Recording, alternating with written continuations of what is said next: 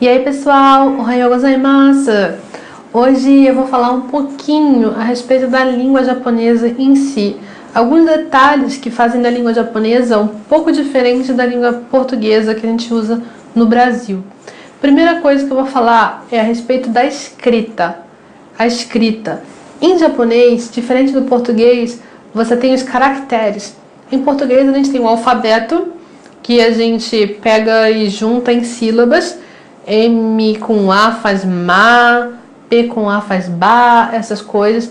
Em japonês não funciona desse jeito. Basicamente, três tipos de escrita.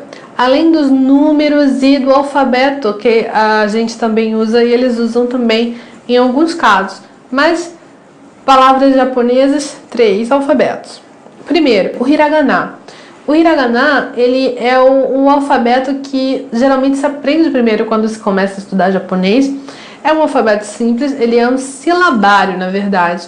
Quer dizer, uma letra faz uma sílaba. Você já deve estar careca de saber disso, mas se você não sabia disso ainda, por exemplo, essa sílaba aqui, ela é ma. É uma letra só, mas pra gente seriam duas, né? Ma. Aí depois tem o katakana. O katakana, ele é muito parecido com o hiragana no sentido de que ele funciona do mesmo jeito. As letras são sílabas. Por exemplo, essa sílaba aqui é ma. Se você for comparar com o hiragana, eles são bem quadradinhos. E muitas pessoas têm dificuldade de aprender katakana. Primeiro porque não são muitas palavras que são escritas com katakana. Hiragana é o alfabeto mais básico do japonês, então tudo pode se escrever, geralmente a maioria das coisas se escreve com hiragana.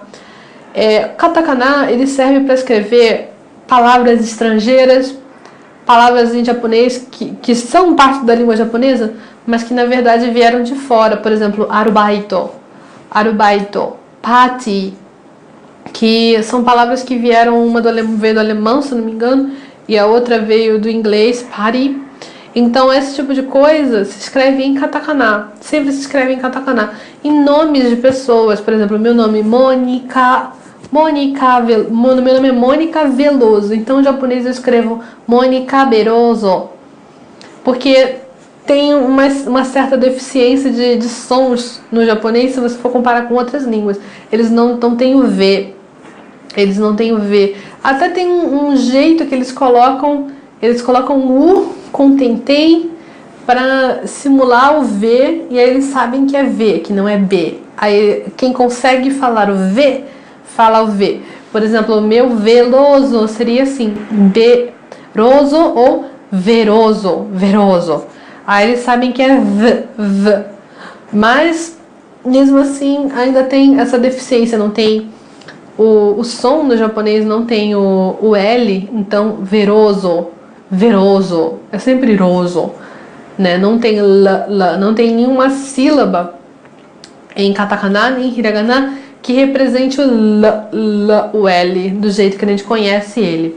Além disso, se usa muito para se dar destaque em alguma palavra que está no meio de um texto, você quer dar um destaque a ela, você coloca em katakana. Geralmente se usa bastante em mangá, em propagandas, assim, para chamar a atenção. Uma palavra que normalmente seria em hiragana, escrita em katakana. Aí depois tem o kanji. O kanji é a letra mais conhecida pelos brasileiros através das tatuagens e dos enfeites em japonês.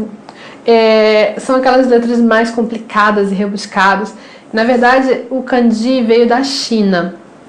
Veio da China para o Japão e os japoneses passaram a adotar a escrita em kanji.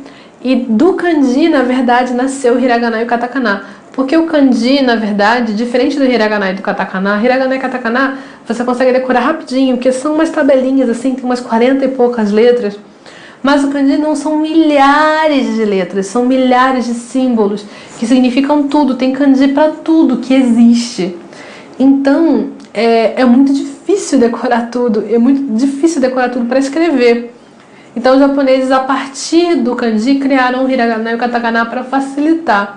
mas ainda assim continuam usando kanji. Então você tem essa mescla nos textos em japonês de kanji, hiragana e katakana. Fica tudo junto e misturado, tudo junto e misturado. E no kanji você pode ter casos em que uma letra só significa uma palavra já. Por exemplo, kasa, kasa. Se escreve assim e significa guarda-chuva. Até parece um guarda-chuvinha mesmo, bonitinho, né? Agora, um outro detalhe da língua japonesa é que praticamente não tem plural. Não tem plural. Como assim não tem plural? Por exemplo, se eu falo cadeira, estou sentada aqui. Cadeira. Em japonês é isso. Isso. Isso, cadeira, pode ser tanto cadeira como cadeiras. Por exemplo, se eu tô falando assim com um grupo de 10 pessoas, tem 10 cadeiras, aí eu quero pedir para eles sentarem nas cadeiras. Eu vou falar, isso ni suatte kudasai, isso ni suatte kudasai. Isso, continua sendo isso. Se tiver uma pessoa e uma cadeira, dozo isso ni suatte kudasai, dozo isso ni suatte kudasai mesmo para 10 pessoas ou uma pessoa. O plural aqui não se aplica, não tem plural, não precisa de plural em japonês. Mas, por exemplo, se você quer falar watashi, eu, se você quer falar eu, é watashi. Mas se você quer falar nós, você fala watashi tachi, watashi tachi. Tem o tachi, tachi. E isso é uma espécie de plural que você usa, mas basicamente plural de coisas assim não tem em japonês. Uma outra coisa é o gênero. O gênero em japonês não tem essa diferença de gênero que tem em português. Por exemplo, que as coisas mudam para se adequar ao gênero do substantivo. Por exemplo, quando eu falo a menina linda, eu falo linda para concordar com a menina, certo? Se eu falo o menino lindo, eu falo lindo para concordar com o menino. Mas em japonês não tem nada disso. Você coloca o adjetivo do jeito que o adjetivo é. Não importa se é menino ou se é menina. Kirei na onna no ko, kirei na otoko no ko. Você coloca kirei do mesmo jeito. Não tem nenhuma modificação. Também não tem esse lance que a gente tem em português de colocar gênero nos objetos. Por exemplo, a mesa, o celular. Você não coloca gênero nas coisas. Não tem a, não tem o, não tem nada parecido com isso em japonês.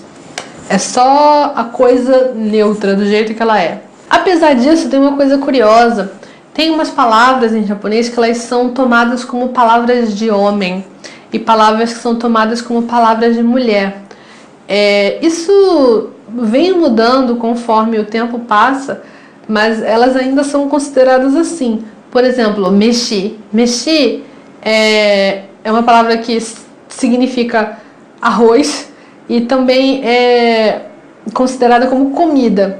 Sabe, gohan? Gohan, eu não sei se você conhece essa palavra, mas tem uma palavra que se diz gohan, que é arroz. Gohan, que você também considera como comida. Por exemplo, gohan tabemashita ka? Gohan tabemashita ka? Quer dizer, a pessoa não quer saber se você comeu arroz. Não interessa se você comeu arroz ou não. Ela quer saber se você comeu, se você já comeu, se você já se alimentou. Gohan tabemashita ka? Em japonês, se você for um cara mais grosseirão, você vai falar meshikuta? Meshikuta? Você comeu? É a mesma pergunta, só que ficou completamente diferente. Se você é uma menina e você falar meshikuta, vão achar que você é uma menina meio grosseira, porque isso é um jeito de homem grosso, assim, falar. Não necessariamente grosso, mas é uma forma que é tomada como masculina. Então, se uma menina falar, é um pouquinho esquisito. A imagem dela de menina fofa vai cair por terra. Mesmo se ela estiver toda de rosa, cheia de lacinho, e falar meshikuta, é uma coisa esquisita. Não combina, as palavras não vão combinar com a imagem. Da mesma forma, tem palavras que são tidas como mais femininas. Por exemplo, as mulheres, elas costumam terminar a frase com wa. Ah, kirei da wa, kirei da wa. E esse wa é uma coisa que os homens não costumam usar. Isso é a teoria, né? Porque eu já vi vários homens usando o wa. E quando eu falo isso para alguns japoneses que defendem isso de palavra de homem e palavra de mulher, as pessoas falam, será que ele não é... Os japoneses fazem assim, korejanai, quer dizer, será que ele não é gay?